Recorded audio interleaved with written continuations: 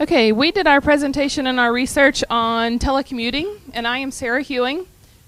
I'll just introduce us all so we go a little faster. This is Ann Wynn, and this is Chris Ely. We have a short video that we'd like to play. It's only 2 minutes, so. Jennifer, any updates on the proposal? My presentation's due in 15 minutes. I was just about to contact the marketing department now, sir. Thank you, Jennifer. Keep me posted. Hey, Andy. Mr. Jeffrey needs that proposal. How's it going? Just saving the files now. Tell the big guy I'll have it for him in 2 minutes. It looks great. Thank you, Jennifer. Thank you, sir. I'll let the rest of the team know. It's good to hear. Thanks, Jen. Good morning, everyone, and thank you for making it today.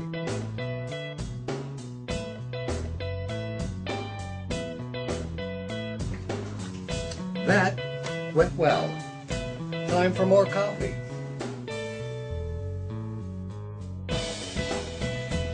Telecommuting, according to the Webster Dictionary, is working at home by the use of an electronic hookup of some kind with a central office. This can be being self-employed and having your office in town and truly working home from the day, or it can be working for a larger corporation and just connecting into their virtual network. And this is set up differently for every employer that's out there. Okay, I'm going to do a brief historical perspective. Workplace culture, values, and organizations have undergone an enormous evolution over the course of American history. We currently are in the process of realigning business organizations where telecommuting offers opportunities and challenges in the workplace, changing the face of the labor force. At its inception, the United States' primary forms of business organization were family farms and the family-owned business. Social and work values were taught in and reinforced by the family.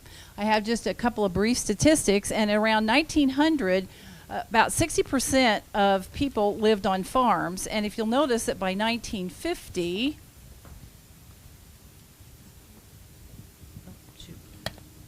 by 1950, we have bumped up to 64% of people living in urban areas.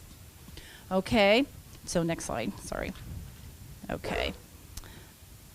The currently held view, which is a common misperception of the American economy, is that we are driven by large corporations. But in reality, is the majority of workplaces are quite small, and actually today they are not much larger than the family farms we had 200 years ago. And the latest statistic I have from 1998 is that about 10% of and people employed between 10% of employers have between 20 and 99 employees, and in 1998 70% of all establishments employed between 1 and 19 employees. So I think that is a very big eye-opener in terms of how it relates to telecommuting. Work values and social friendships during the 20th century happened in small, isolated work units. Telecommuting offers the prospect of fragmenting and shredding the workplace as the basis for both societal and corporate values in a way not ever seen in American history. And I got a little cartoon here. I'll let you take about 2 seconds to read it. Oh, thank you. That's my 3 minutes. You can keep going. Okay, all right. Okay, since the 1980s, telecommuting has expanded exponentially. After the September 11th terrorist attacks, then followed by the anthrax threats, many employers and employees chose telecommuting to ease their stress and their anxiety and tension. The Employment Policy Foundation estimates approximately 65% of all jobs are adaptable to telecommuting, either part-time or full-time. And as employees, telecommuting is a new paradigm that stands in stark contrast to our pre-industrial society. As employees and work was organized in central locations during the industrial age, it was also organized in a top-down management style with economies of scale and task repetition. Even preceding the terrorist attacks in 2001, the modern-day workplace was being transformed into a post-industrial model where work was taking place in remote yet linked locations. Telecommuting is a forerunner of working in a boundaryless organization that takes work to the worker. And my last slide here on the history, and I think this really rather says it all, this cartoon, is the rapidity in which technological advancements in computers in conjunction with the internet, which we've already heard in previous presentations, enhance the opportunity for personal learning, communication, business productivity, making telemarketing a mainstay on the workforce landscape. Okay, Chris is next. I'm going to talk a little bit about present uses. The evolution, of telecommuting has started, as far back during the 15th to 18th century. Merchants would ask their vendors, to make different products like clothing, jewelry, or whatnot. They would bring it to the merchant, and the merchant would sell it, almost like Walmart selling Goodyear tires. Walmart's the retailer, obviously Goodyear's the producer. Current technology, we use WebExes, VPNs, virtual private networks, computers, cell phones, tablets, email, video conferencing, and instant messaging. All these are different forms of technology. This is just a little kind of quick picture of, how Cisco has set up a little bit of their telecommuting for their average worker. You can read the statistic up here at the top. Today, upwards of 12 million employees telework more than 8 hours per week, up from about 6 million in 2000. According to Gartner Data Quest, the number will nearly hit 14 million in 2009. So that was then. Obviously, you can imagine what it is now. A little background, I did kind of a little small case study on Cisco systems. Most people probably use their products either directly or indirectly, from networks to wireless networks, database infrastructure, and stuff like that. They're one of the first companies in Silicon Valley to start using telecommuting about 10, 15 years ago. Right now, they currently have a little over 70,000 employees in 92 countries. They have customers all around the world, 122 countries right now, and in 2010 they had a little over 40 billion in revenues in 2010. So right here, 90% of their employees currently telecommute at least some of the time using residential broadband services. In 2003, it saved the company alone $195 million due to higher productivity. So that's my little skit. Okay, I'm going to talk a little bit about the pros and cons. These kind of merge together. Sometimes what's an employee benefit is also a employer benefit. Employer benefits, they truly have less retail space, so they don't need an office or a building that'll hold 400 people. They may only need a building that'll hold 200 people if half of them are working at home. So they have less physical retail space or, real estate space. They have less costs due to the less inventory, the less electrical, everything like that. They can also hire a more diverse employee pool because they can hire across the entire United States. Detriments, or the con side of this, is the lack of communication and crisis planning. Sometimes for offices or for corporate America, the crisis is a normal everyday occurrence. So if that's your employer, then it's not a good idea for you to work at home.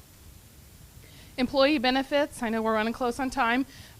These kind of work together also. One of the big things, we actually have some HBAs or some home-based units or home-based associates that work with us, and what we find is the lack of communication. They kind of feel like they're just out there on their own. So they feel more isolated than the rest of us who are at the office every day.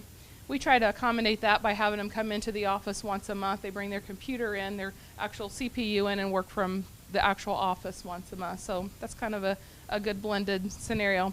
Community benefit, I thought this was really kind of odd.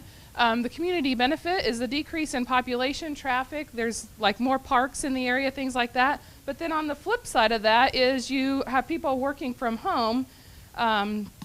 So there are fewer home purchases because you aren't having all those people come in to work at this facility. So they may be working like in California, so they don't have that new home purchase in that location or that community. And then there's less public transportation. So you have less traffic, but you also have less transportation needed, which is going to hire less people for the community. So it's kind of double-edged sword there. Get the last two slides. The future of telecommuting, obviously Generation X and Generation Y are moving that probably by leaps and bounds. Obviously, you know, rather than just your average employee just getting a computer and a laptop or you know, a phone and just saying, hey, this is your technology, people are requesting certain technologies, this isn't good enough, and they're moving that bar ever higher. Of course, global competition, global marketplace. When you can recruit from literally around the world, you're going to choose the best and the brightest, and I mean, we all see that in every different industry right now that they're doing that. The last slide, hopefully someone recognizes that. It's Johnny 5, short circuit. I thought that was a great representation of telepresence. This is basically using robots with screens on them and cameras on them to interact without or around the office. So you'd be at home moving this robot around, going like office to office, saying hi to somebody or exchanging ideas or whatnot. Virtual offices, Katie kind of talked earlier about Sims or, you know, Second Life. That's almost kind of what's going on now. They've got a you know, virtual office or platform that you know, kind of go in there and tap those resources. Data warehousing is a huge thing right now with reporting, figures, and data all being out there on the kind of intranet for the company. So that's it. Questions? Very good. Questions? Questions? Work from home.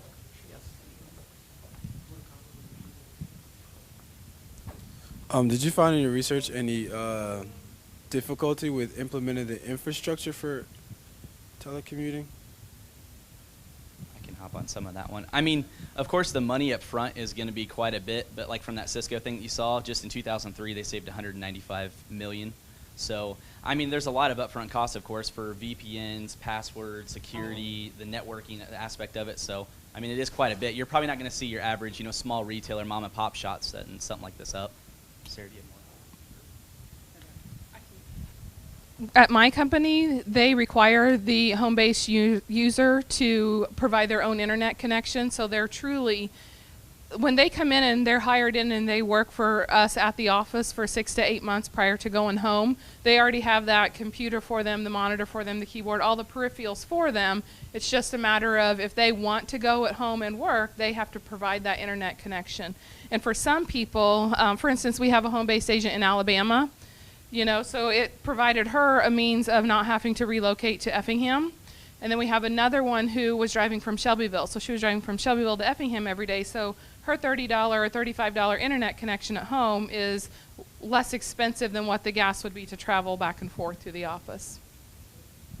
Here is the microphone. And I know some younger people, and both of them have jobs like this, and they don't have to hire childcare because they just keep their things. That's up to the individual employer. I know that my employer you cannot have anyone at home with you, or if you do, you have to have a separate office space with the door closed. Oh, okay. So, and it just depends. I mean, but we're a call center, so we're on the phone all day long, so it would be virtually impossible to have your kids at home. My daughter's a social worker, and they do that. Social workers work at home. And one last question.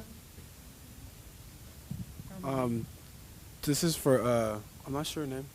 Sarah. Sorry. What company implemented the telecommunications service for your organization? Do you know the name of the organization that provided the infrastructure? We work with the Nortel phone system, and they implemented a what they call a soft phone. So your headset that you talk on every day literally plugs into your computer. So I don't know that we have a separate company that implemented it. It's something that our IS team worked with Nortel on how to provide this, and our users worked in-house when we were testing this equipment for about a month or 6 weeks before they ever went home. And then the first users to go home actually lived in Effingham. So in case they did have problems, it was 10 or 15 minutes into work, and that was it. So I don't know that we hired a third-party company. We just kind of worked with our phone vendor. Just real quickly, I wanted to say my oldest daughter has worked for 2 small companies across the country. She's a certified cancer registrar. And some of the downfalls of this, and we're in the infancy of it, is a lot of the smaller companies don't have the financial base or outlay to, like Cisco, in order to put the hardware and software together. Her first job, she had to pay for all the software. She had to pay for the own internet connection. If she had any problems with the company software and tech had to troubleshoot, That was downtime for her that she didn't get paid for.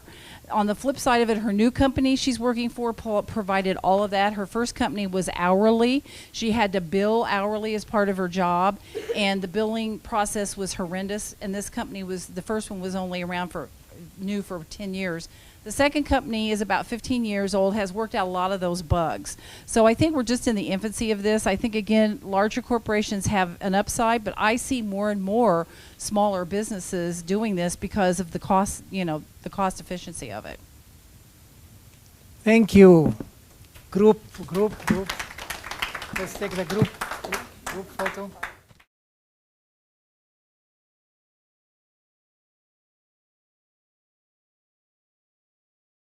Of people lived on farms, and if you'll notice that by 1950,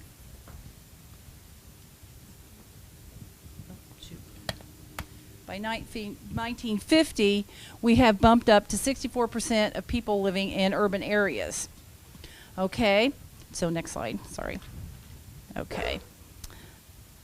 The currently held view, which is a common misperception of the American economy, is that we are driven by large corporations, but in reality is the majority of workplaces are quite small, and actually Jennifer, any updates on the proposal? My presentation's due in 15 minutes. I was just about to contact the marketing department now, sir. Thank you, Jennifer. Keep me posted. Hey, Andy. Mr. Jeffrey needs that proposal. How's it going? Just saving the files now. Tell the big guy he'll have it for him in 2 minutes. It looks great. Thank you, Jennifer. Thank you, sir. I'll let the rest of the team know. It's good to hear. Thanks, Jen. Good morning, everyone, and thank you for making it today.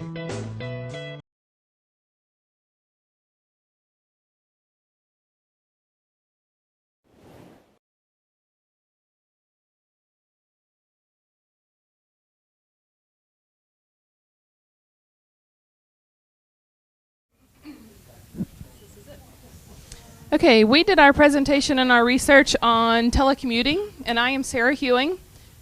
I'll just introduce us all so we go a little faster. This is Ann Wynn, and this is Chris Ely. We have a short video that we'd like to play. It's only 2 minutes, so there. Okay, I'm going to do a brief historical perspective. Workplace culture, values, and organizations have undergone an enormous evolution over the course of American history. We currently are in the process of realigning business organizations where telecommuting offers opportunities and challenges in the workplace, changing the face of the labor force. At its inception, the United States' primary forms of business organization were family farms and the family-owned business. Social and work values were taught in and reinforced by the family. I have just a couple of brief statistics, and around 1900, about 60%.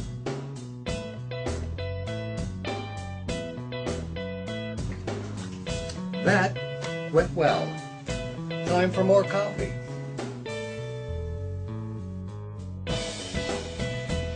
Telecommuting, according to the Webster Dictionary, is working at home by the use of an electronic hookup of some kind with a central office. This can be being self-employed and having your office in town and truly working home from the day, or it can be working for a larger corporation and just connecting into their virtual network. And this is set up differently for every employer that's out